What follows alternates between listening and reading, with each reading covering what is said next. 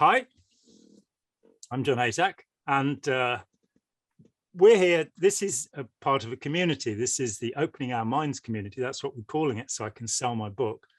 And we're here to teach, but we're also here to learn. And so I very much want people to participate, to write things on my Facebook authors page, to get into the comments below, to correct us if we make any mistakes, and to extend our thinking. And so what I've set about doing in the last couple of years is inviting people who are well informed, well educated, and have something to say. And among these luminaries of our world is my very good friend now, Mark Laxer. So hello, Mark. How are you today? Very good. Thank you. And it's an honor and a pleasure and a great deal of fun to be talking with you. It is always fun, isn't it? And you know, I tried to retire in June and I just can't do it because it's just, I miss everybody, you know, it's like, you know, and the only thing I can say is when talking with you, fasten your seatbelts. That's we are going to zoom around. So you brought up the topic of the two streams or rivers of human consciousness, the two worlds in which we live. I'm going to let you elaborate on that, though I could sit here for an hour and monologue as I have been known to do. No, thank you for that, John. So just by way of intro, I've been pondering the sort of the foundations of human experience, going back however many years humans have been around, a few 100,000 years that we've been Homo sapiens sapien.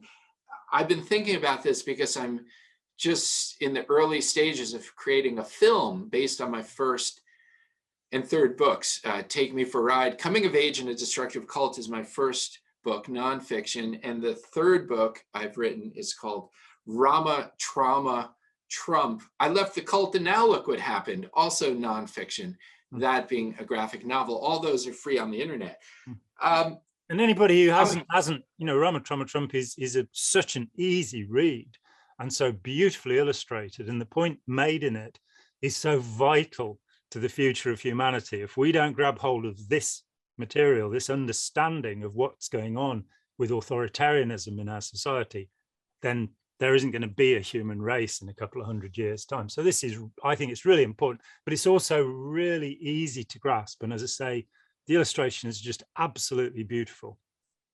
I worked with a very wonderful Vermont-based USA artist, and by the name of Marcy Villette. And I guess part of that idea was people don't read books much anymore, so why not create a comic book or graphic novel? It sounds more sophisticated. So I'm creating a film, a movie based on the first and third books, and I've been thinking about trying to boil down those two books and sort of like, what does it all mean? And I've sort of metaphorically come up with the idea that in human experience, there's two streams. One is the physical stream, the physical reality. You know, you can observe protons and neutrons or cells, or you're creating a building. There's, you punch a wall, and it's just the physical world you inhabit.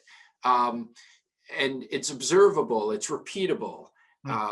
And you know, science and all that business. So that's a very important stream that if you learn to navigate that world, you can be safer and you could be successful. You could probably feed yourself. You won't bump into things. You have to be careful with the physical stream there because there's rocks and things that can poke you at night. Loudspeakers, they're the things to watch out for, I learned. And some of them could be a bit loud. So that's the physical realm. That's stream one, that's river one. River two is the world of the imagination, the mythic, the dream world, where those things that you as a human can imagine with our large brains may be real, maybe they're not.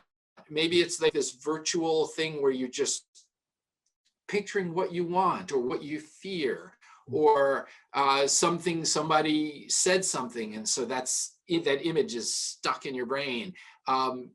Maybe some people are like thinking about heaven, and they have this idea of what heaven's like throughout their whole life.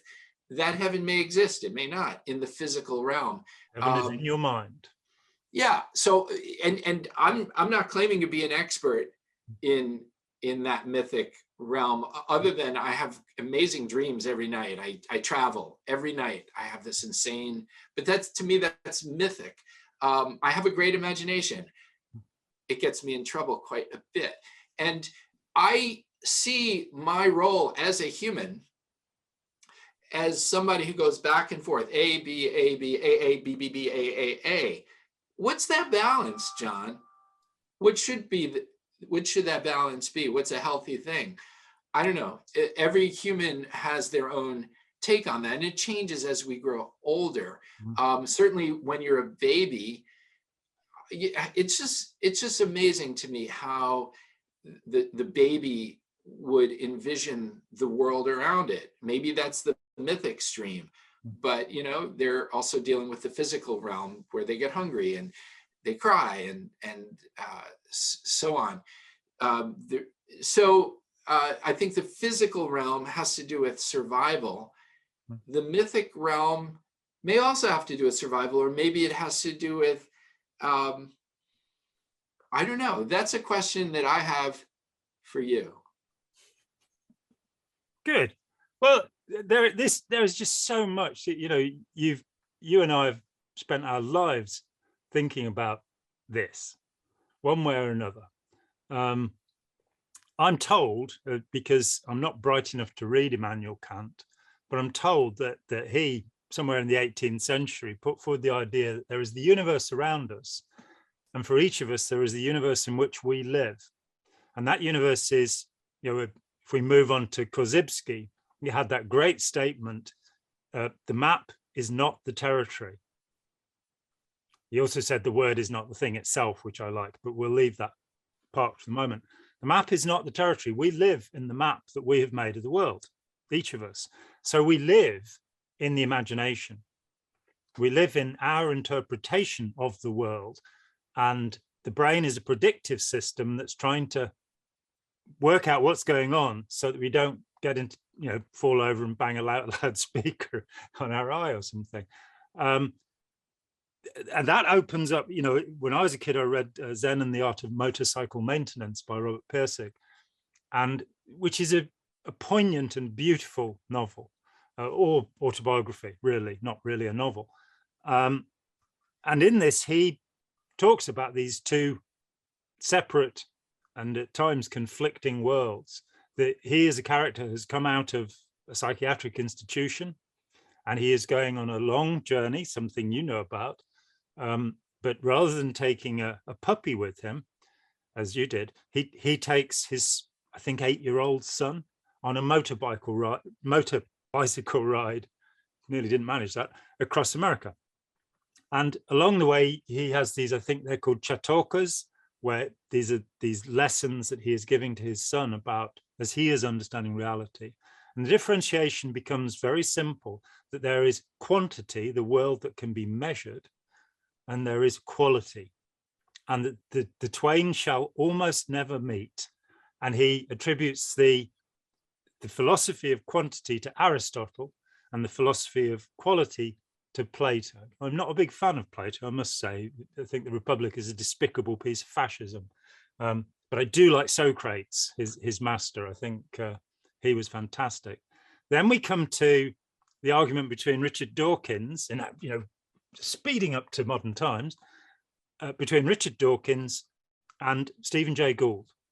So Dawkins has Newton's, or had Newton's chair at Cambridge University in whatever it is he does, biology, somehow, which wasn't what Newton did. So I'm maybe wrong about that, actually, now I come to think about it. And it's a chair, it's just a chair.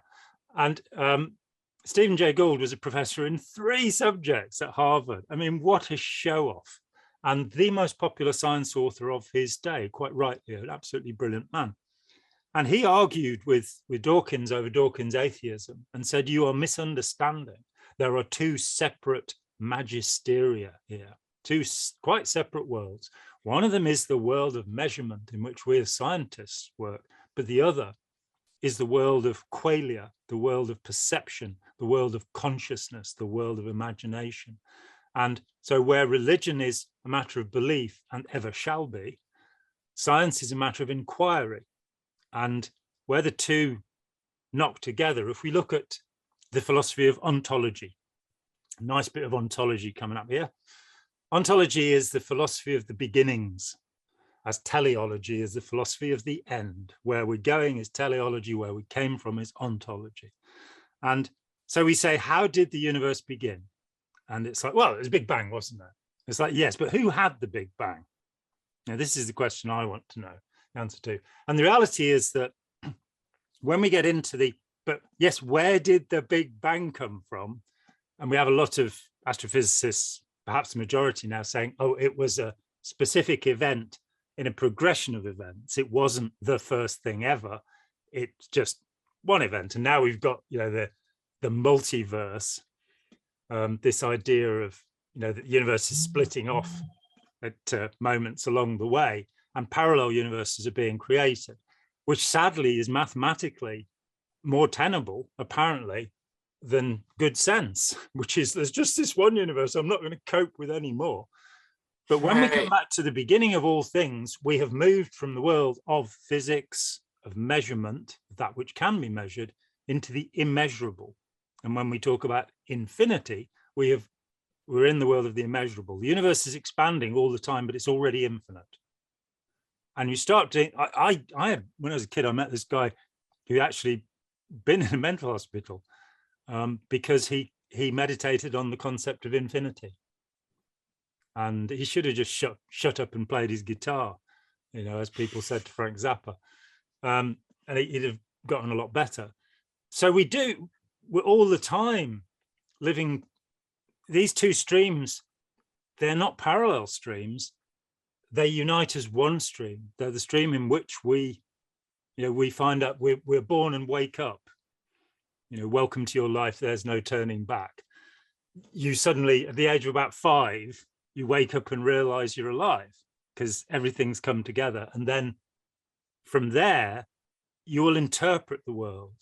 And because we as human beings live in a symbolic world, the world of language, the world of emotions, the world of interpretations, we cannot, there's this kind of mythological belief, particularly in Silicon Valley, that one day the singularity will be achieved, that all of the computers of the world will get together and they will solve all of our problems. God, so this is teleology. This is where are we going? God, it will be the creation of computer science. And you go, no, I think it's more likely going to be the Terminator. The artificial intelligence will go, everything would be fine. All the little hedgehogs would be having a wonderful time. If it weren't for these bloody human beings, let's get rid of them. So, this, to me, the faith in God or the faith in the singularity, I'm an agnostic. I don't presume to understand God. As Meister Eckhart, the great mystic, said, anything that can be said about God will not be true. And right. So there you go. Now your turn. Ball back. Well, no, thank you for taking us from Gould to Dawkins to Socrates and Socrates. Him as Have well. you seen Bill and Ted's Excellent Adventure?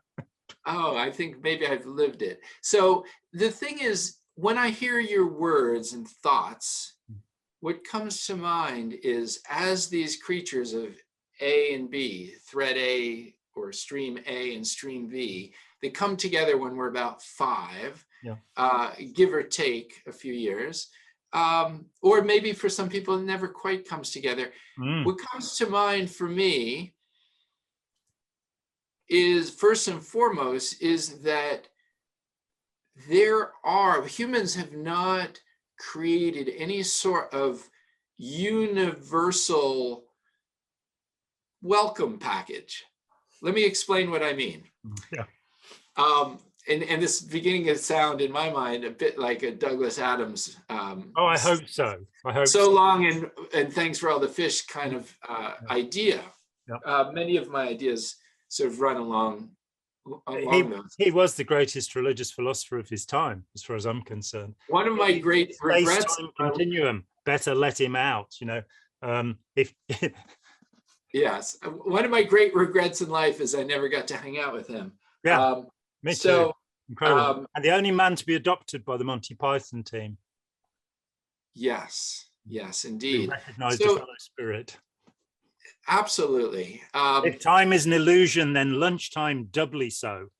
Right. And what is the penguin doing on the telly? So so what comes to mind is this. Sorry. It just blew up. How did he know? I guess what comes to just this idea of a welcome package is sort of like it's a free for all out there, John. Everyone's sort of trying to get it's a power grab. In other words, another human's coming of age. Let's try to get him to join our little cult bit of paradise, because we know. And the adults who are supposedly have had a bit of time to integrate stream A and stream B, except for a few small poets and such, there doesn't seem to be like this universal push to have a universal guardrail as a welcoming package. Let me explain what I mean by that. Yeah, that's welcome. With you. So John, welcome to Earth. You're now 5 years old. You're not going to read Zen and the Art of Motorcycle Maintenance for quite a few more years. So just bear with me, John, as a young fellow. And there's no guardrails in the sense of it's so insanely easy to scare the bejesus out of any human at age 5 or 35 or 55 or 85 about the stream A and stream B. People are scared. And so there's this massive industry that has been built up over many thousands of years across cultures to scare people as a power ploy. And so that transition, the elements that make up our world are used to manipulate, and there's no guardrails, there's no entity. I don't know what that would be anyway. It would be an idea, it would be a group, it would be a YouTube channel, it would be a government. These all sound pretty scary, so we don't want another big brother, but there's no welcome package that explains stream A and stream B and gives a context for that and says, oh, and by the way, this A-B switching back and forth is tricky, and there are sharks in the water who are going to mess with you as you learn the ropes to reality. There's no guardrails. And in fact, the people who are claiming to have the guardrails are the scariest ones often. Almost always. And surely the first principle and the thing that we go wrong in our society is telling children, we know everything and we're going to teach you it, rather than saying, we don't know everything yet and we'd like your help to find out more. So I would suggest, based on what you just said, that you and I form a very destructive cult, and we're going to call it the welcome package. And we make tons of money. No, I'm just kidding. I just like the idea of like the money-making bit of it, but yes, making of bunnies. Yes, just hop along now to the next idea. So I don't know. That's my take about this A to B, this switching between. I mean, in a balanced human being, according to me, and that's only one perspective, there is going to be. Well, let me put it differently. I would love it. I have 2 kids. I'm kind of responsible for them. Not fully, because they have their own relationship with the universe separate from me. But I would like them to have a healthy sense of it's okay to explore A, and it's okay to explore B. Is stream A the physical reality? I'd love them to study science, and I'd love them to study religion and practice or meditation or however the mythic, live in this Australian desert and hang out with medicine men, whatever it is, or go to that might be difficult because the medicine men are actually in the US, but you don't have to go. Sorry. Right. And the Aboriginal equivalent of medicine men. Well, we have better PR, I guess, than those darn Australians down under. But anyway, I just think that each culture has all these elements. I would love for my kids to travel in the outback and travel in the inside and go to the Catholic Church and go to the evangelical church and go to the synagogue and go to mosques, absolutely, or go to Tibetan holy places and be up in the Himalaya. I would like them to explore the mythic. Yeah. I would like them to explore the physical, and there's some balance there. And it's I don't know. I by saying universal guardrail, I'm scared of listening to me say that, because I shouldn't be saying that, because that suggests like I know more than other people. And who's going to create this?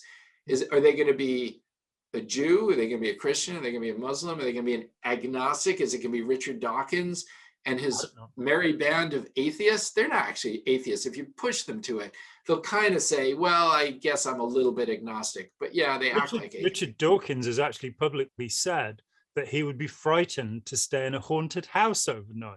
So you're going, it's nonsense. 70% of atheists, and this was a survey done the world over about 3 years ago, a huge survey. 70% of atheists, they don't believe in God, but they do believe in magic and the supernatural. So, I'm frightened of haunted house, but I make jokes about skyfarers. It doesn't work for me. I'm not frightened of spending a night in a haunted house. I quite like cemeteries in the middle of the night and always have. And I'm not spooked in that way. So I think. Well, I think I would be frightened to spend an evening at a lecture by Richard Dawkins. Yeah. I'm just kidding. I have great respect for the man. But I've some of his books are I'm not saying every one because I haven't read every one, but some of them are absolutely profound. Yeah, I think they're also absolutely brilliant. Wrong.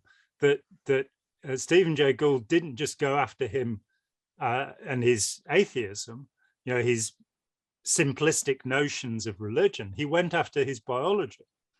And the Mendel-Dawkins notion that there is natural selection and sexual selection, and that's your lot, has been proven to be wrong some 30 years ago when epigenetics came along, and when the notion that your genes are trying to perpetuate themselves, whereas in fact genes transform with time.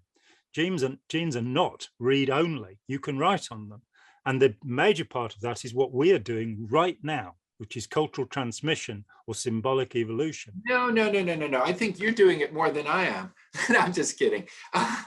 Scribbling on the genes. Right. Well, just ripping into Dr. Dawkins aside, I do think that I don't know if there was a universal welcome package about a kind of balance. I don't think that could exist. We're also in our little cubby holes in different, the United States seems to be on the verge of a civil war over here. I mean, it's things aren't getting better in terms of kumbaya, let's all work together sort of thing. No. To me, I think I'm probably more in the boat that you're in, John. I see myself as an agnostic, but I love to explore. And I find beauty in Catholicism. I find beauty in Judaism. I find beauty in, from the Quran. I find a lot of beauty all over the place. I totally find beauty in, some of Richard Dawkins' books and Stephen Jay Gould's books.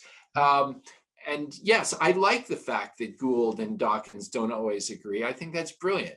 Good. Let's have a healthy discussion about that, or argument, or whatever.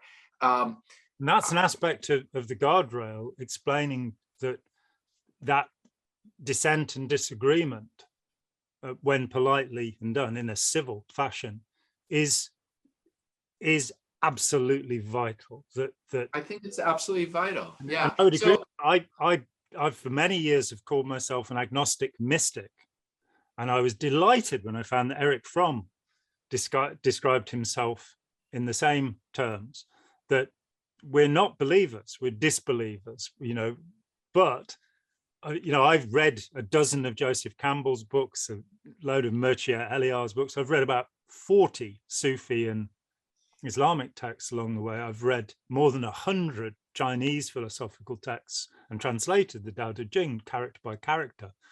I am fascinated by that world, because for me, there's not a kind of, well, we're the modern scientific people who understand the world and know everything, and they were superstitious, medieval people. I see the development of wisdom and comprehension of the universe as something that begins perhaps with Homo erectus, perhaps before, certainly Homo sapiens sapiens, around for what, between 200 and 400,000 years, we're not totally sure, but the same brain capacity has been there, the same. And when you look at, the Lascaux paintings or some Trafouer caves, you're seeing something incredibly profound that is of the human imagination and the human understanding.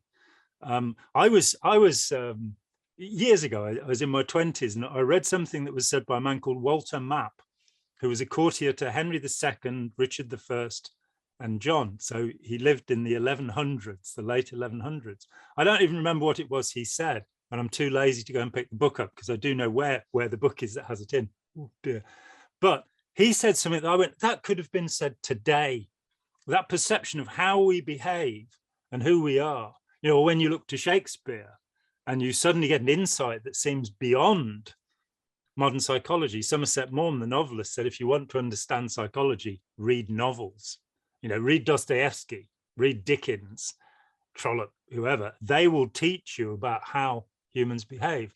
And indeed, with Dostoevsky, we have what is now called temporal lobe epilepsy since 1977, but it used to be called Dostoevsky syndrome, because he describes his own experience of it, because he suffered from it back in the 19th century. Also in an obscure novel called A Friend of the Family, which my Russian friend, Professor Alexander Dvorkin, recommended to me. Brilliant book. And it's one of the light Dostoevsky's, not been translated since the 1920s. And he there perfectly describes the malignant narcissist, writing in 1865 or something. So the perception, the human mind has been capable of wisdom and profound perception for a very long time. So looking into what the Buddha said, or what Jesus or Muhammad, the Prophet Muhammad said, or what an Aborigine teacher says, or a San, these people in the Kalahari Desert who were driven there when the Zulu came down south. There are people who have tremendous wisdom and understanding that wisdom is not, the latest edition of, Time magazine, if that still exists, or, Scientific American. It is something that is part of the human perception of the world. And by looking at and saying there is this stream, which is, we could call it the stream of consciousness, couldn't we? There is this stream which is qualia, which is our understanding of the world, which is not quantifiable. You can't measure thoughts in, you can't get the ruler out. By looking at that has existed, that perception of the world. And what happens is it's passed on. So some Bronze Age tribes created a perception of the world. It starts in Sumeria, our civilization and culture. There was, so the Chinese, the Indian, the Egyptian, the Babylonian, all of the civilizations, even going into the Americas, are influenced by Sumeria. There are then little hotspots like Cambodia, which seems to have influenced the Chinese and Asian cultures. That seems to be, there's a proto-culture there as well that's as old as Sumeria. But what happens in this culture is the idea that there's a god. I kind of like the Hindu idea that you have Brahma, and Brahma dreams the other gods, and the other gods then bring the world into existence, and then Brahma wakes up and it all dissolves again. I think that's, and Terry Pratchett would be along with that, that the world is actually on the back of a turtle and with four elephants intervening. Yes. But metaphors are created and they're then hardened into the pretense of truth.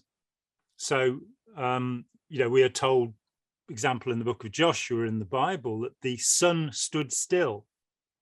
Now, if this had happened, and it would actually be the earth standing still, wouldn't it?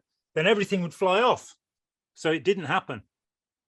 That we're given these stories, and we can go back to Sumeria. My favorite one, and I've talked about it before in other places, is the Garden of Eden.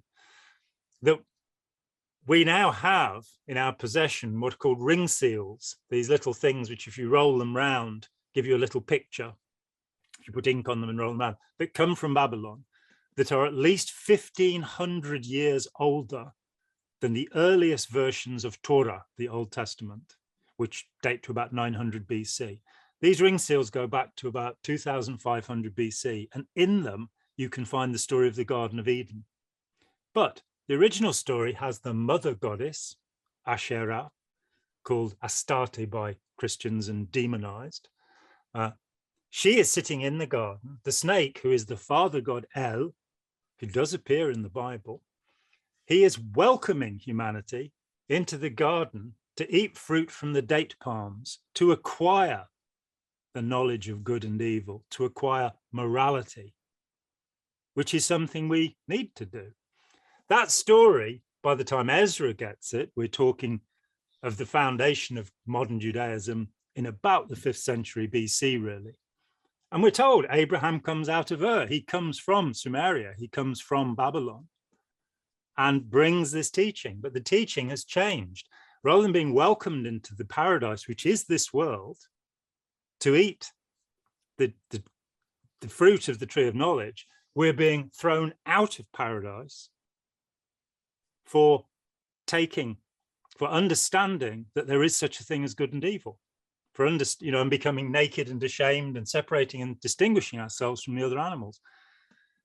Wow. Joseph Campbell looks at this and says, mythology is not history, it's psychology. Freud thought the same thing. But he made new fairy tales out of old fairy tales, as far as I'm concerned. But Electra and Oedipus, you take the stories and you say, these stories are useful to our understanding of the world. They are not. Jonah was not actually swallowed by a whale. If you go and have a look at the various whales, it's not likely that a human being was swallowed by a whale. The baleen plate would have precluded that. And living inside the acid in the stomach of a whale, you wouldn't last very long. These stories are meant to teach us something, and they become literal. So the two worlds collide.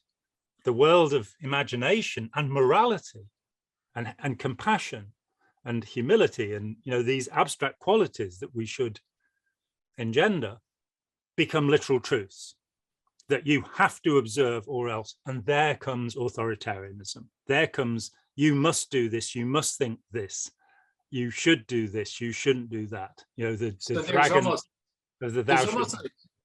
Right. There's almost like waves moving from the mythic stream into the physical stream with lessons, metaphorical and being lessons. Reified, being made concrete. Yes. Correct. I'm just following up with what you're saying. And you have the story of the whale. And no, you can't really exist in a stomach's whale because of the acidic quality and you'd be scrunched and so forth. But that was never in the physical realm. But the concepts fly into our physical reality because we learn from them. That totally makes sense. One thing I've been thinking about as you're speaking is that we already do have, do we not, a welcome package as humans. And what does that welcome package look like? Well, what it looks like is the sum total of all books poems, music that has ever been written, which you can probably access much of it on the internet now, but even before that, you could just go to your library or ask your mom or dad or uncle or something like that. Because all the things that you were saying, and you mentioned quite a few mythic elements. You just mentioned some items that of note in both of those two streams throughout history.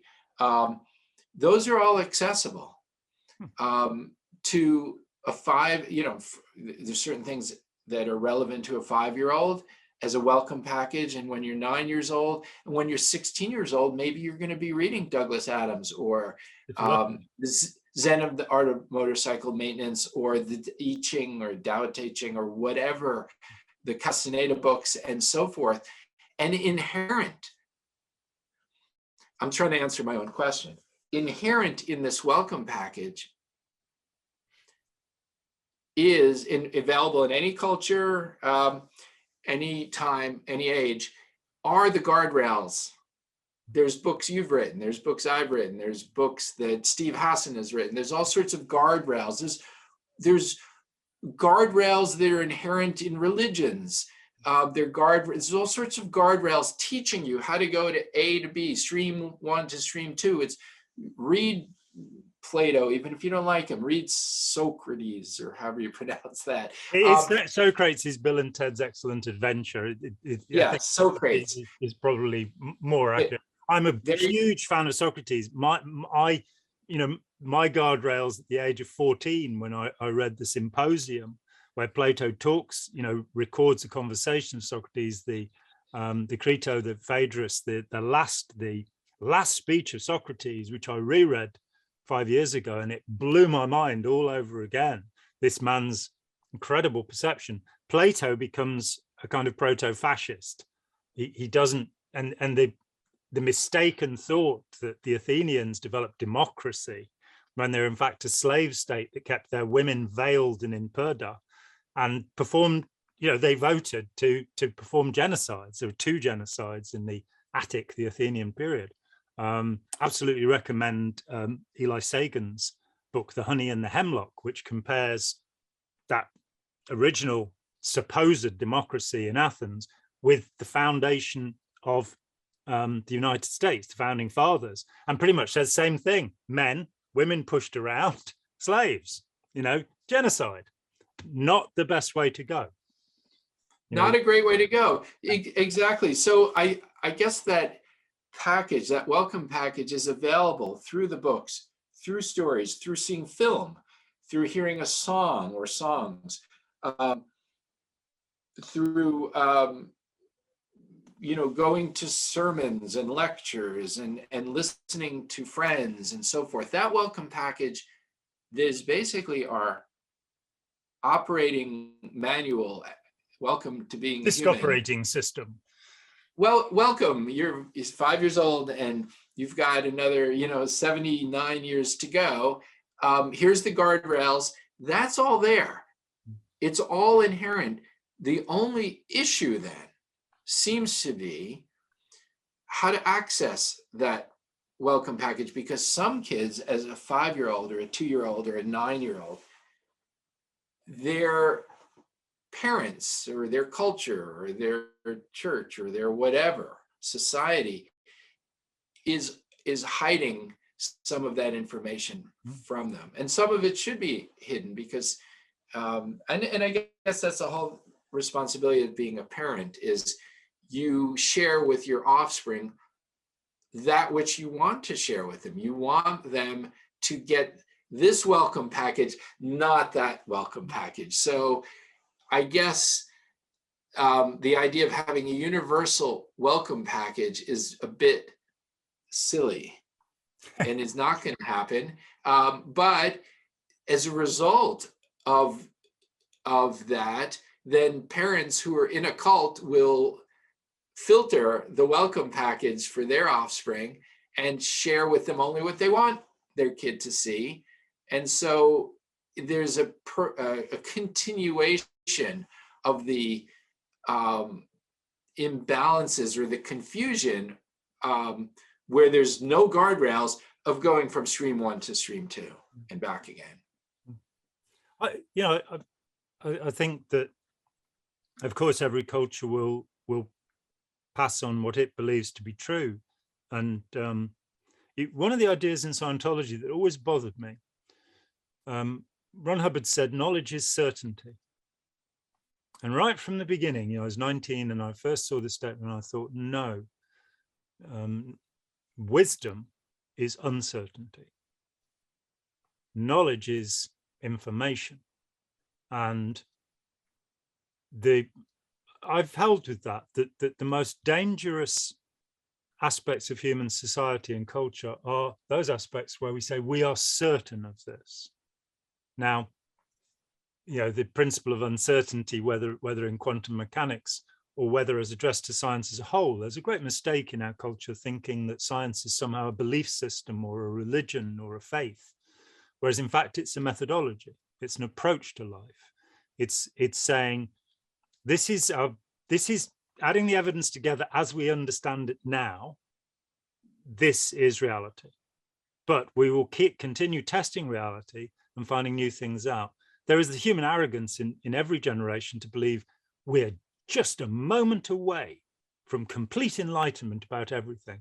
I've been reading books about neurology for a long time. In 1984, my then dear friend, Mitch Beattie, broke the taboo. We'd left Scientology, but he broke the taboo that he read a book about brain science. He read Oliver Sacks, The Man Who Mistook His Wife for a Hat. For a hat, yes. And he passed it to me and said, this is great. And I read it straight away. And it completely changed my world. But in the years since then, and that's what, 37 years, I read a book or two every year about neurology. And eventually I came to Robert A. Burton, A Skeptic's Guide to the Mind. And Burton was the head of neurology at Mount Zion, which is the University of California in San Francisco. And he says, outrageous claims are being made about our knowledge, about our understanding of the brain.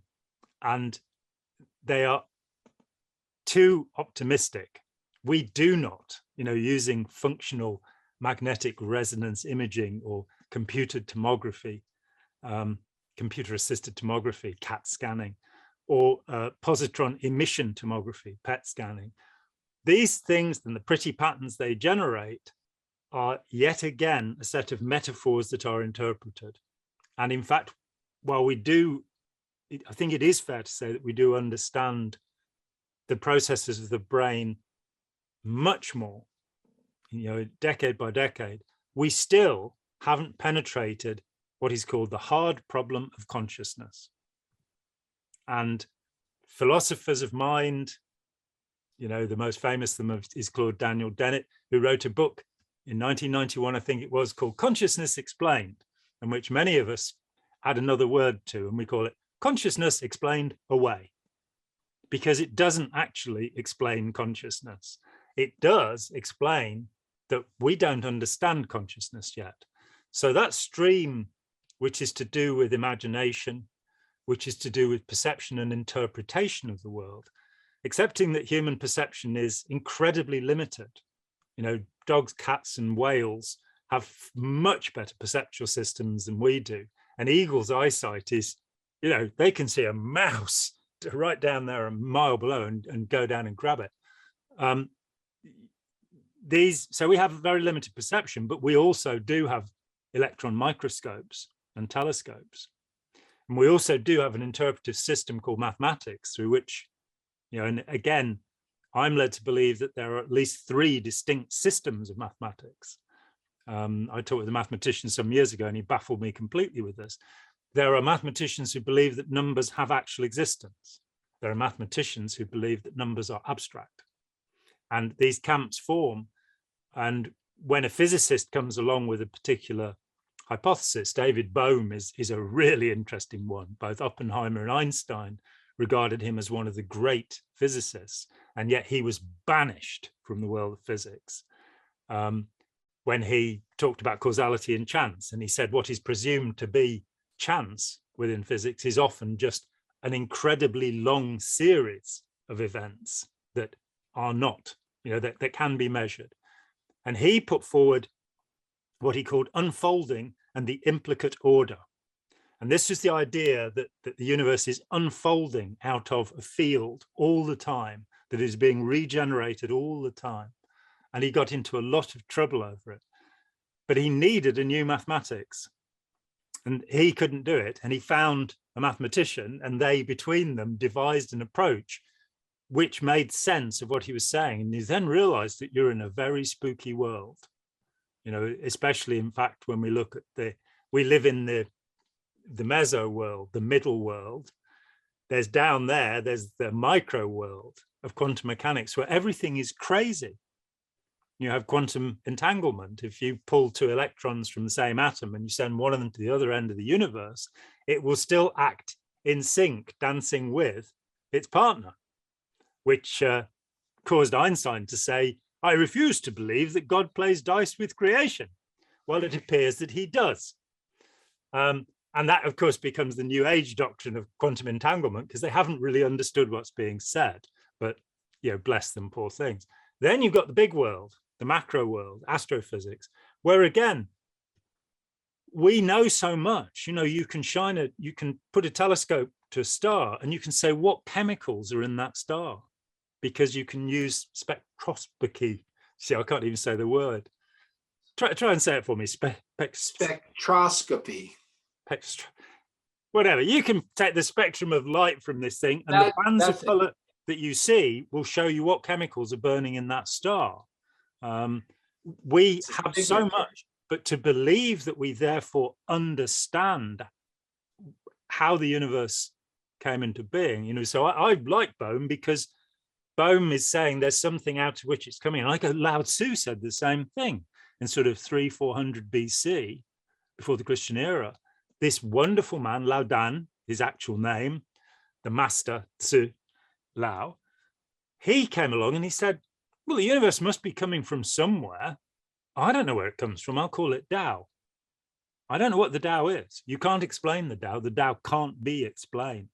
Isn't that sort of in New York City? Isn't that sort of like Wall Street, the Jack stock Jones. market? Yeah, that's right. Yeah.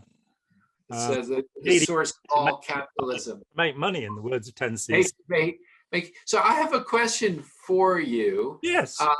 And that is, do you think that humans, which cannot fly way up high and see a mouse a mile below and grab it, we have sort of limited perceptual abilities and tools and such, but we do have the capacity to, as you were saying, to explore with telescopes and see signatures. Like instruments which extend our perception, yeah.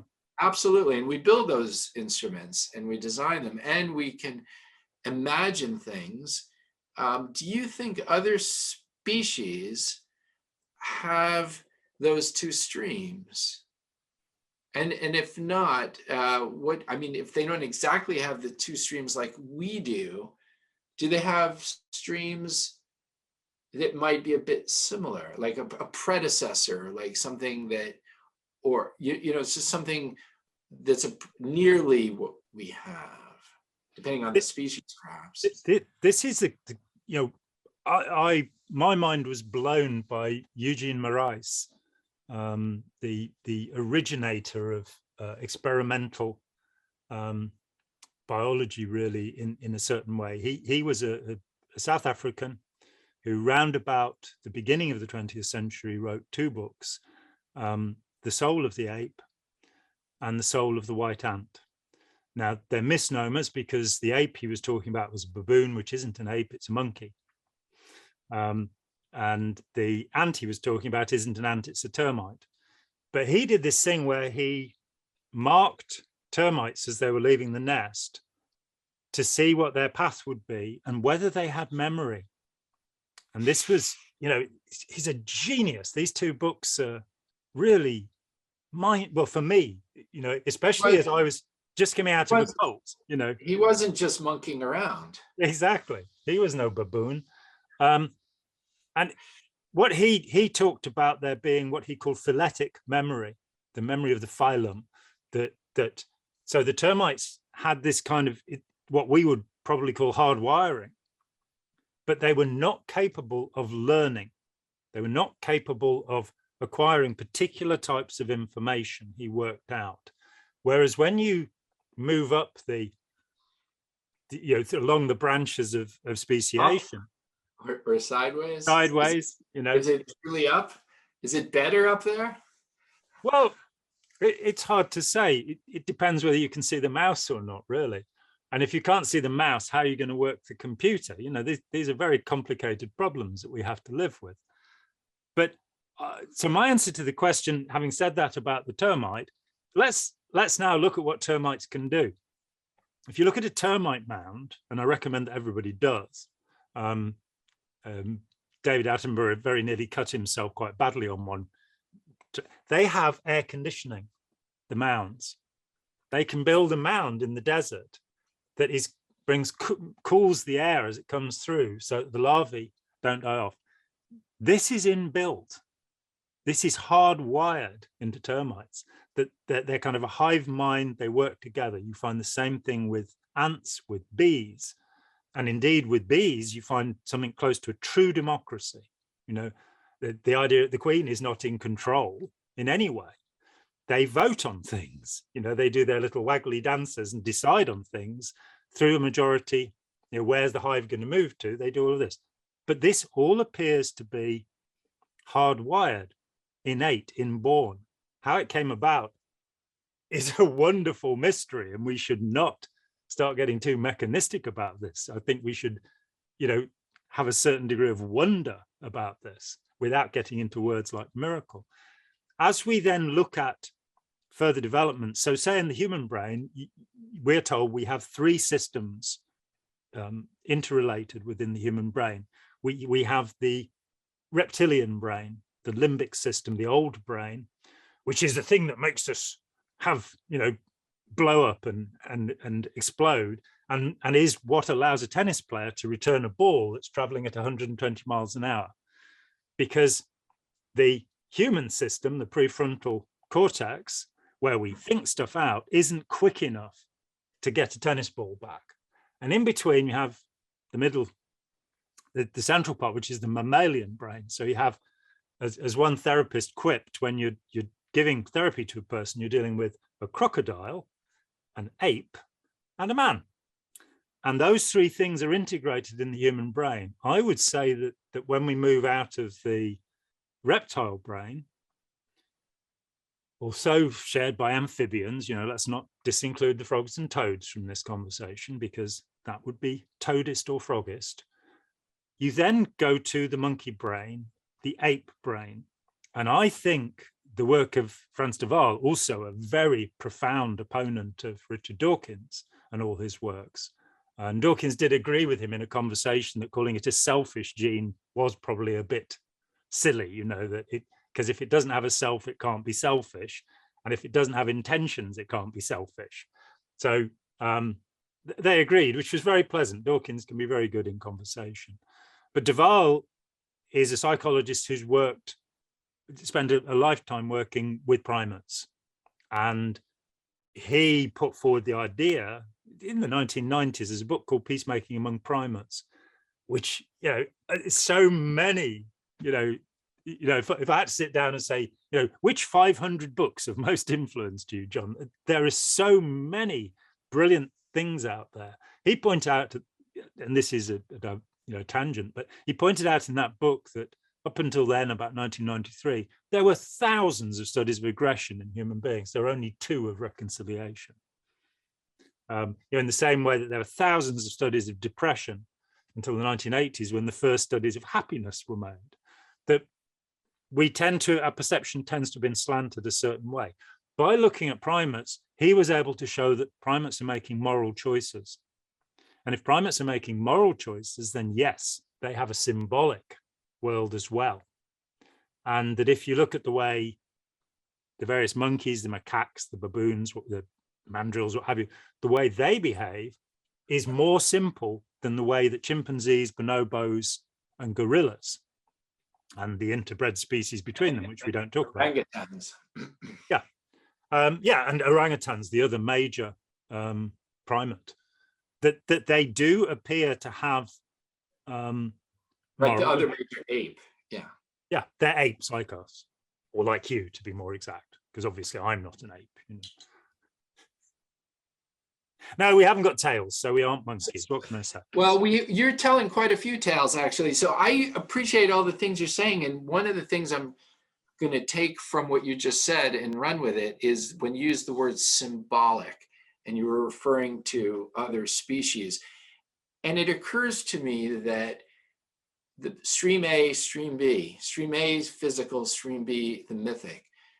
Stream B is something that humans do, and it's something having to do with our brain, where we virtualize, we symbolize things in the physical world, and we map it in our brain. It's not there. You imagine a big 500-foot chicken, and it's carrying an umbrella. Why? Because it's raining. If you can visualize that, and of course it's orange with blue glasses, obviously. Yeah. Obviously, and it is wearing a yarmulke because it's a highly religious chicken. So if you can visualize that, in fact, that chicken doesn't exist in stream A, but at least in my brain, I just imagined it. And there are actual neurons firing off somehow inside my brain that is creating that image that I can hold for maybe a half a second or a tenth of a second, and then it dissipates, and I'm picturing the next thing that you and I are discussing. So it's a way to, almost like the way a computer does, it virtualizes, it symbolizes, it has pointers to something that is like physical reality, but it's being virtualized in a chemical in our brain or electronic in our brain way with neurons that I don't fully understand. But my point is that other species have the ability to make that, not exactly like us, I would imagine, but there are virtualizations that happen in other species. Why? For their survival. So they have some mental mapping image of what the predator looks like. And so they see that, and some people might call it instinct, but it's a virtualization inside their little or big, depending on the species, brain, and that helps them. That suggests to me that other species has their own version of a mythic, virtualized, symbolic realm. Certainly, studies with chimpanzees might show that maybe they're more like Homo sapiens sapiens than let's say a pigeon. But even pigeons or certain types of birds have remarkable abilities to mimic and to create an abstract world that is connected with the physical world. So they've got the same sort of thing going on. Two streams. I think there are two aspects to this that are significant for humans. The first is language, where symbolizing becomes complex to the degree that both the Chinese and the English languages, which are the largest, have about 2 million pieces in them. And by language, we are able, therefore, to transfer this material. The second part is that we're able to record language, that when writing came along, those good old Sumerians again, that it was able to take human memory, put it into a symbolic form and pass it down and say, well, Adam and Eve were sitting about one day and this snake come along and it gave them an apple, and you can pass these ideas along. The species that probably confounds me the most is the cetacean species, the whales, because they have much bigger brains than we do. So it's not about brain size. And a dolphin or a porpoise, they have the capacity, they have a perceptual system that we don't normally use. It is said that blind people can ride bicycles by using echolocation sonar.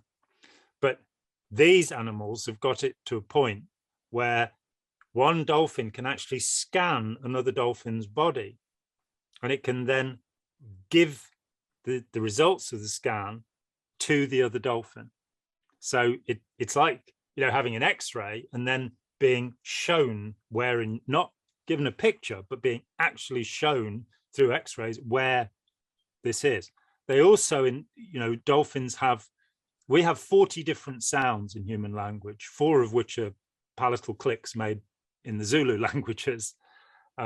Some phonemes we don't, in particular language, when the French seek to say the English they will tend to say z, because th is not a phoneme that they're taught as children. The Chinese with the R and the L, they don't have it, but they do have, they have sounds that we don't have. But when you add all of the sounds that exist in human language together, so I've read, there are only 40 of them. A dolphin has 400. When you then go to a creature like the humpback whale is capable of singing the same song and repeating it, and that song is 36 hours long. And if you think about, Frank Sinatra or the Sex Pistols having a song that was 36 hours long that they had memorized and could repeat, and other humpbacks will learn whole sections, huge, complete Wagnerian operas, which again can be performed in a range of sound that is 100 times greater than the human ability to hear. So that does bring us up to this point. They've got all of these phonemes, they've got all of this capacity of memory. Do they have language? And we still haven't cracked that. But we do know that the vervet gibbon has 10 expressions that it uses. One of them is get under a bush, or there's an eagle coming. One of them is climb a tree, or there's a leopard coming. We don't know, but those 10 distinct sounds have long since been recognized. The wonderful Kanzi, the bonobo, at the Yerkes Research Center, working with Sue Rumbau, appears to have acquired 200 words. And the demonstrations I've seen on film, I found convincing, just as those of Nim Chimpsky before were not. That, you say mushroom and Kanzi can point to a picture of a mushroom and seems to have some kind of grammar, some kind of way of putting words together. So if language exists, the next part is, can there then be a storage of these myths? Our elaboration of myths, is incredible. As you say, the child has an access to the Library of Congress or the British Library, whichever one you prefer, the Bibliothèque Nationale in Paris. This incredible store of information, most of which is utterly redundant, most of which is not going to be helpful in any way to that 5-year-old. So when the Emperor Qin, for whom we Westerners name the country China, not a word that the Chinese recognize, when the Emperor Qin united China in about 200 before the Christian era, 200 years before the Christian era, he decided he was going to burn all the unnecessary books. And so we have all of these books that are called jings, jing, meaning classic. And they're the books that were permitted to exist, like the Tao Te Ching, the Yi Jing, the Confucian Analects, which are Jingfuzi Jing. Everything else was burned because there was too much of it. We live now with this huge weight of information, much of which is misinformation, much of which is disinformation, and no clear pathway through it, because, bringing us back to the beginning of the conversation, your parents, your teachers are going to determine which doors you go through and what you're meant to believe. What I would like to see is that the start would be, we are all part of a community of inquiry. We do not have absolute knowledge of anything, and we would like your help, dear 5-year-old, in understanding this world and what is happening in it, which I take from the work of Matthew Lipman, the professor of philosophy at Columbia, who threw up his hands and said, by the time I get them at 18, it's too late, and moved his life to helping teach infants. Socrates for 6-year-olds is the name given to the wonderful documentary made about this process of, rather than cramming facts, which are many of them questionable. I had this great, I have 2 kids who are at 2 different schools. They've thankfully now finished that. And I had so many conversations with teachers where I would say, but here in biology, they're being told to memorize this thing without it being explained to them. And they're being told we'll explain that later. My kids can't do that. They're like me, they want to go, no, I'm sorry, I'm stuck. What does that mean? Explain it. So my son, Sam, actually ended up, he did very well in his exams because he stopped going to school. He went on to Khan Academy to do his biology, and there every point was explained. So he got it step by step. The teachers, and I heard this one expression repeatedly over several years, you have to jump through the hoops. And I'd be saying, but when do you get the education? Do you have to get to the doctor? John. We don't need no education. John, leave them kids alone. We don't need no thought control. For a long time, somebody gave me a copy of Roger Waters' version of The Wall, recorded in Berlin in 1990, the year after the wall came down. And I just put it aside because I longed to see a film of Pink Floyd performing The Wall. And there isn't one, I don't think, even though they were so careful that they were technologically the most advanced group throughout their time, the first to use lasers, the first to use quadraphonic sound, so on and so forth. But for some reason, there's no film of them performing The Wall. A few weeks ago, I put it on, I watched it, and my mind was blown. The performance is so powerful, and seeing the crowd in Berlin, for whom the taking down of the wall is so significant. And it is a remarkable statement about the authoritarian culture in which we continue to live and to some extent thrive, and what is wrong. And the thought that education is a way of creating social compliance rather than stimulating creativity and curiosity. That, I found that. That's why I dropped out of the education system at the age of 17. Well, to each their own. I mean, for me, the way forward is quite clear. I get all my information from Facebook, and I trust everything. I'm just joking. What's wrong with Twitter then? Just don't call me a twit. We are fed all kinds of things, spoon-fed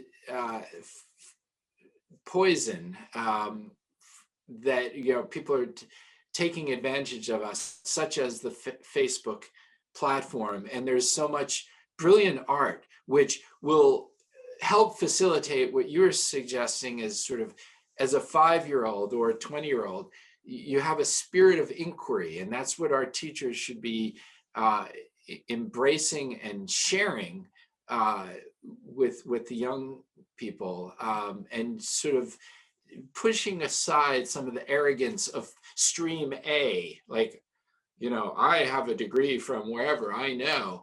Well, you can have a degree from there, that's fine. I respect that. But let's explore. And if you don't have a degree from wherever, and you're just using your imagination, I can think of some clever people such as Albert Einstein, who spent quite a bit of their successful career using stream B. Well, and Einstein, of course, famously took the Edison test, that Thomas Edison wouldn't employ anybody who failed the Edison test, and Einstein failed it seriously. In quick promotional bit coming up, But as you know, in Opening Our Minds, I give some of the questions from the Edison test. And Einstein said, why do I need to know the speed of light? That's written down in a book. And so you're going, and I would say that in a cult group, an authoritarian cult group, you are promised liberty and enslaved. It is the opposite of what you're offered. And I would sadly say, and I have tremendous regard for teachers, I don't think it's the fault of teachers. I think it's the fault of the system which molds and presses teachers to do certain things, which mean that they, the thing I most remember about school is the killing of curiosity. Mm-hmm. And I've now read some of the internal texts, both the American and the UK ones, which actually are approved of. The one here is approved by the National Union of Teachers. So, it's not it's not a government body.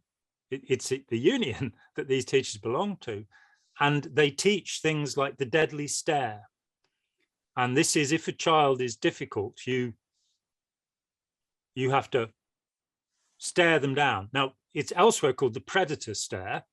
And it's something I was taught in Scientology, that you're taught to stare at people, or to confront them, as they say, as an aspect of making them feel at ease during counseling, which it never did for me, I must say.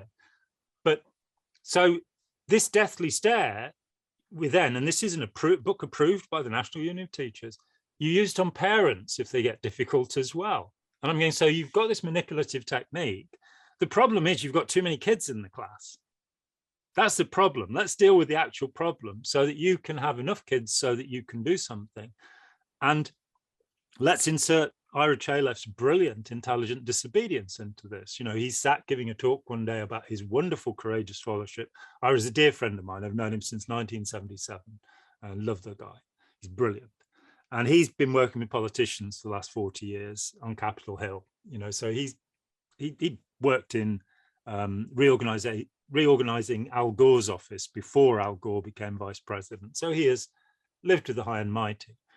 And he learned this thing that if you're going to be a follower, you've got to be able to challenge the leader, because otherwise the leader is going to get too much testosterone and they're going to do stupid things. So you have to be able to challenge the leader, not do the groupthink stuff. And he was giving a talk one day, and a woman in the class said, I have an example of what you're talking about underneath my desk. Sort of, I'm sorry, what are you talking about? She pulled out a guide dog that she was training. And she said, I have to teach this dog to disobey. I have to teach this dog that if the dog is escorting a blind person, the blind person is just about to walk into something, not mentioning my eye here. I did. The blind person is about to walk into something, the dog has to say, stop, no. Why don't we teach our children intelligent disobedience? Why don't we teach them that they have the right to assert themselves and say what they think? And why is it that, as a matter of policy in this country, the temperature is turned up in schoolrooms to make the kids drowsy, to make them more compliant and obedient? I rebelled against that as a child. When I was 14, I went to the headmaster and walked out of the school. It was a very strict and unpleasant school. And until I had a home invasion in 2012, there was nobody in my life I had ever been more frightened of than that headmaster. He was a huge man, about 300 pounds. He was like a great big glob of human being. And he had beaten me with a cane, because they were allowed to do that back then as part of the system of education. So I was terrified of this man, but he was rude about my mother. And there are points in my life where my terror diminishes. There are some things I will not accept. And one of them is bullying. If I see somebody being bullied, which is why I ended up spending 12 years helping people who've been involved in Scientology, to defend them from the bullies. And this is ridiculous, I defended the independent Scientologists from the mother cult because the mother cult was a bully. It was like, well, I don't care about them. I don't think Scientology is healthy for people. But I have a thing about bullying. And what had happened was, and I like this story, so I'm going to tell it. I used to cycle home to my mum's, to my home to have lunch, because God, the stuff they served in that school was awful. It was the best school in the county, but the food was disgusting. So I'd cycle home have a sandwich or something, then cycle back. And one of my mum's friends was visiting, and she was late. And so my mum said, look, you need to eat. It's not ready. We'll wait until Eileen comes and then we'll have it. And she wrote a note explaining this to the headmaster. So I was summoned to the headmaster's office, and he said, your mother is a liar and a cheat. That's the way he spoke. We called him the pig, by the way. That was the pleasant name by which he was known by the students. And I just looked at him and went, until you take that back, I'm not coming back to school again. And it was one of the best decisions I ever made. I got 11 weeks of holiday. I went to the Isle of Wight Festival and saw the Who and Jimi Hendrix and Santana and Chicago and Flock and Miles Davis and Joni Mitchell, and grew my hair to my shoulders, and then went from the top school in the county to the bottom school in the county. And at the bottom school in the county, the teachers actually talked to you rather than shouting at you. They were concerned. There was actually a knifing in that school in the couple of years I was there. It was a bit rough.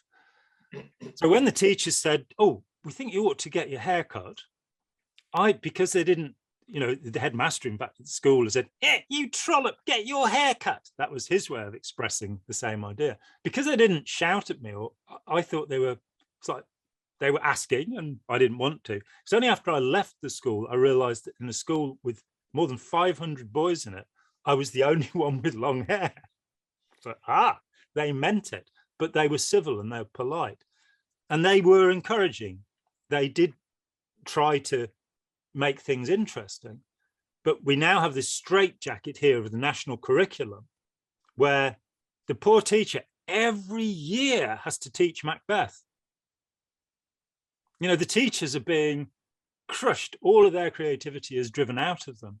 And of all the plays to teach to a 15-year-old, tomorrow and tomorrow and tomorrow, the greatest suicide speech in all history. That's exactly what you want in your 15-year-olds' heads, and to put them off Shakespeare for life.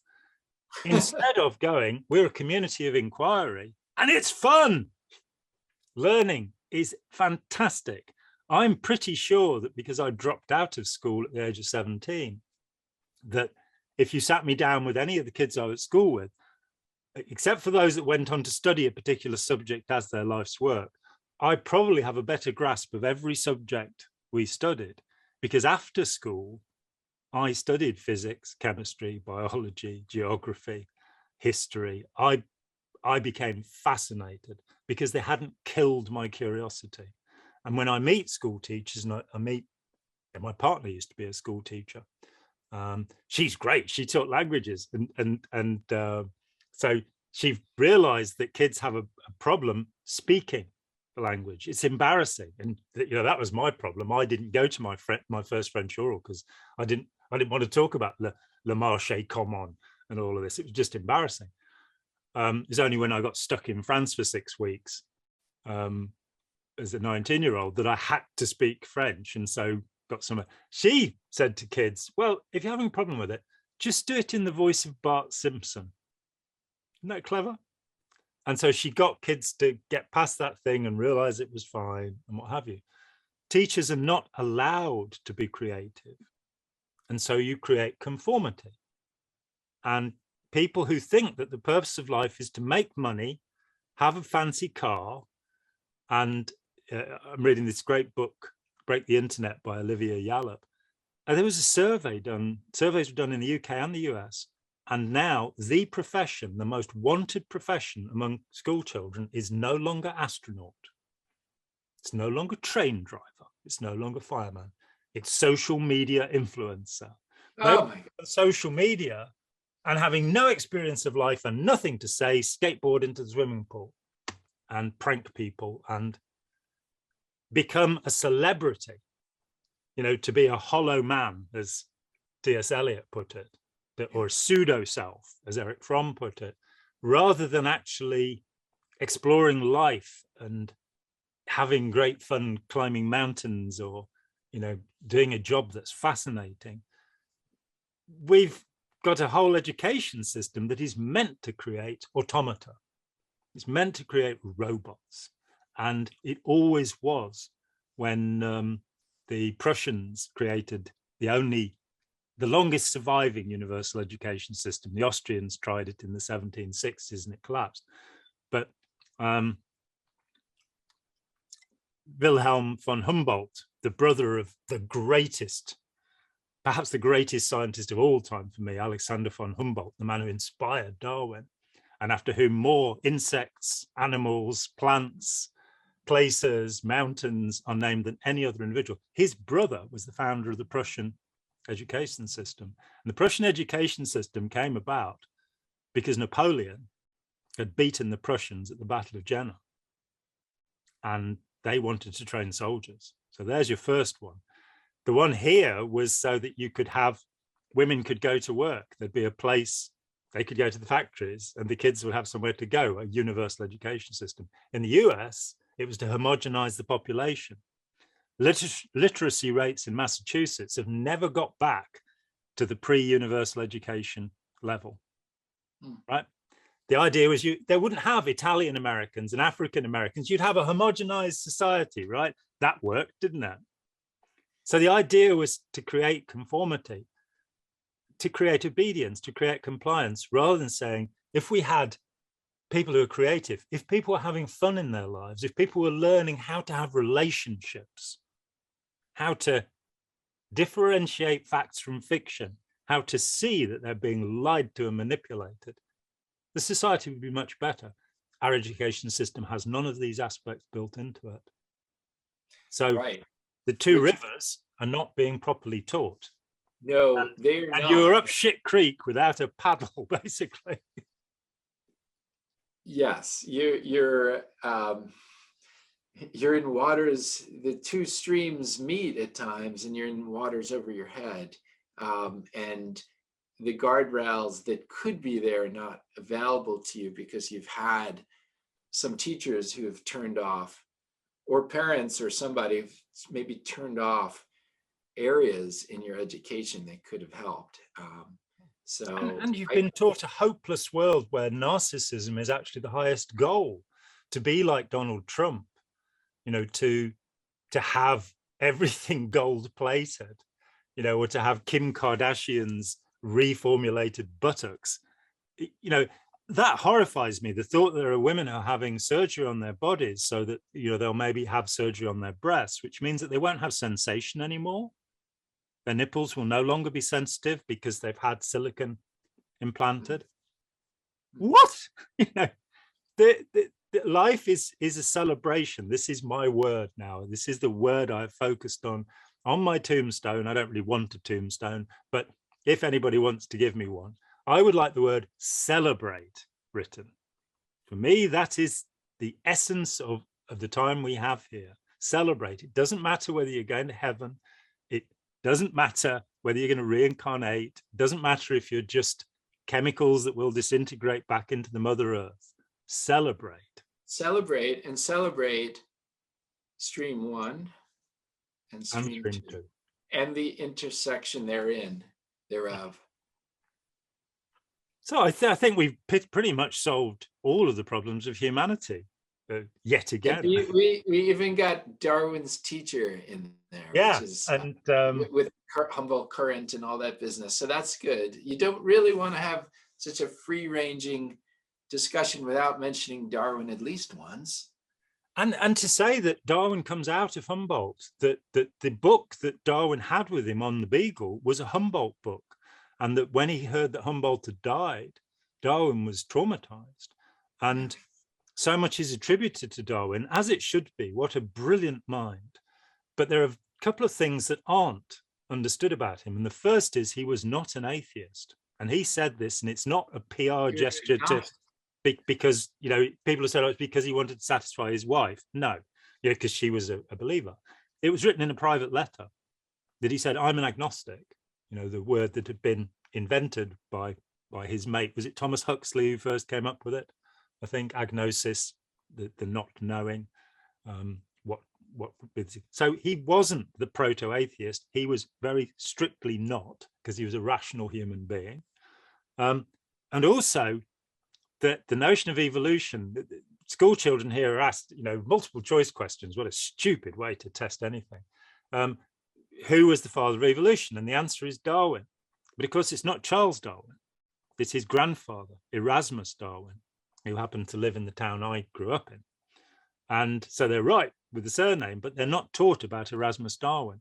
He put forward the idea, and the form of evolution, natural selection, and sexual selection that Darwin and, of course, Alfred Wallace came upon. There's something worth saying about both of these men. The first is that Darwin studied theology. That was what he did as a student. And that showed him an evolutionary hierarchy that exists between the angels, the seraphim and cherubim and all of this kind of thing. And Wallace, of course, was a spiritualist. So he was a spiritualist who is sort of tripping out on getting malaria out in Indonesia and made some amazing connections. Yeah, we have the Wallace line, to say, and one of the most brilliant human beings. But which is to say that one of the deceptions in the mythology that is taught in school is this idea of religion versus science. And it never happened. Galileo was not shown the instruments of torture because he had followed what Copernicus has already said, that the earth goes around the sun. That was irrelevant. That had already been pretty much accepted.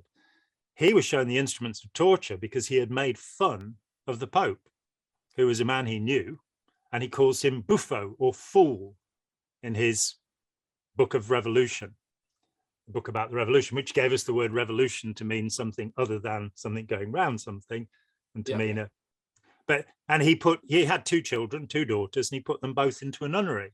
So Galileo was a believer in God, as was Newton, as was Dalton, as was Faraday. You go through the whole roster of the founding, Benjamin Franklin, the founders of science, and they're people of religion. So they were able to live in the magisterium of faith and the magisterium of science with no problem whatsoever, as was Einstein, Wolfgang Pauli, Niels Bohr, Heisenberg. So many of these people are actually mystics. And as any good mystic, they're saying, I don't know. I'm still trying to find out and work it out.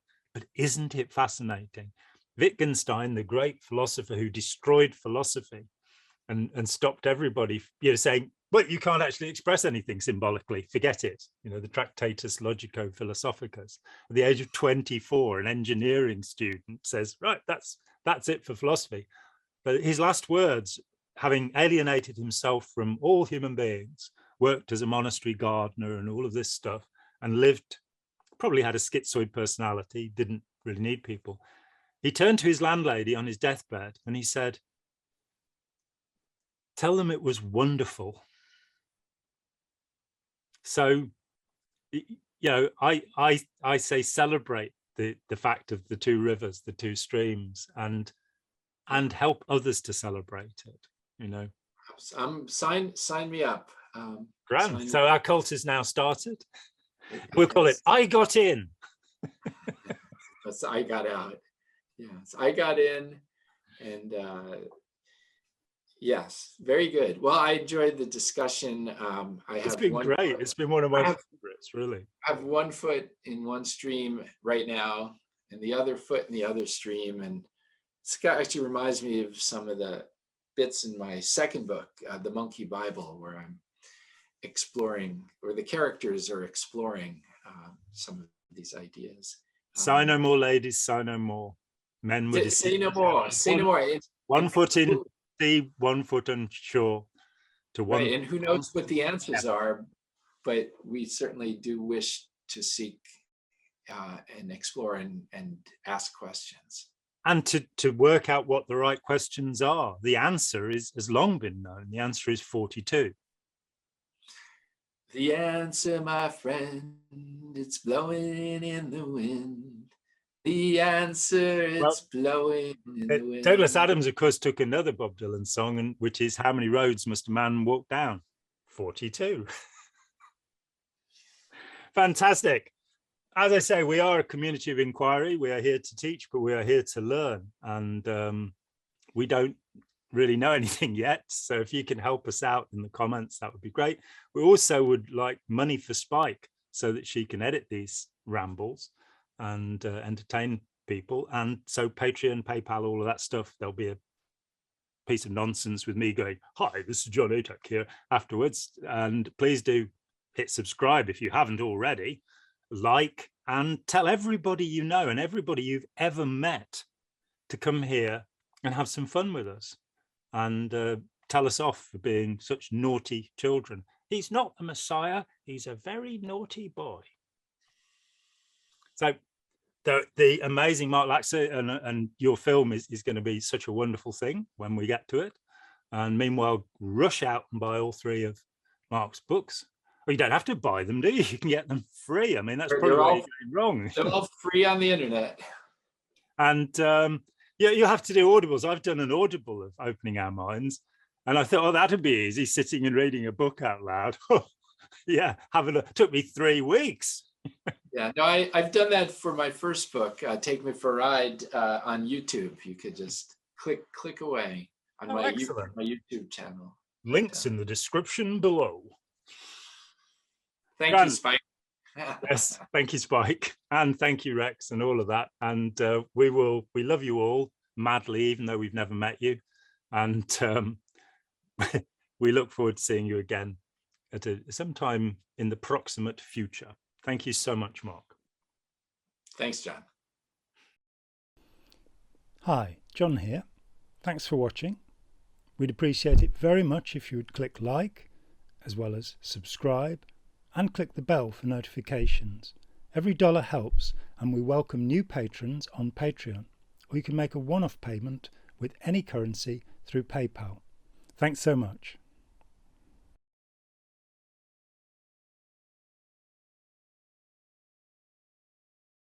He's not a messiah, he's a very naughty boy.